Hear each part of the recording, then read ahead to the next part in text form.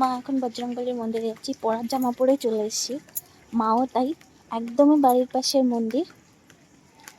পুজো দিয়ে আসি। আজকে যে বড় মঙ্গলবার শুরু হয়েছিল ওটারই একদম লাস্টেরটা। আজকে 10 তারিখ, 10ই জুন।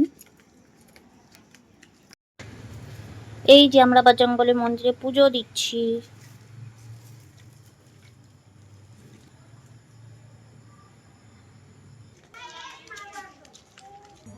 এই তো বাড়িও চলে এসেছি।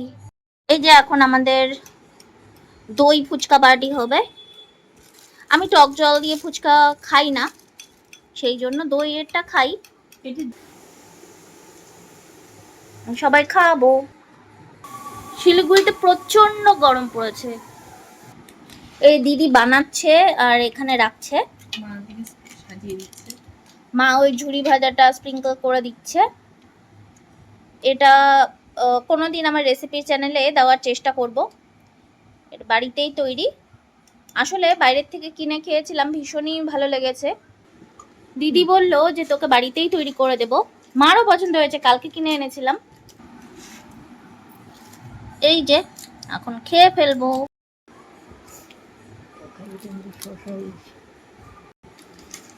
দারুণ হয়েছে খেতে।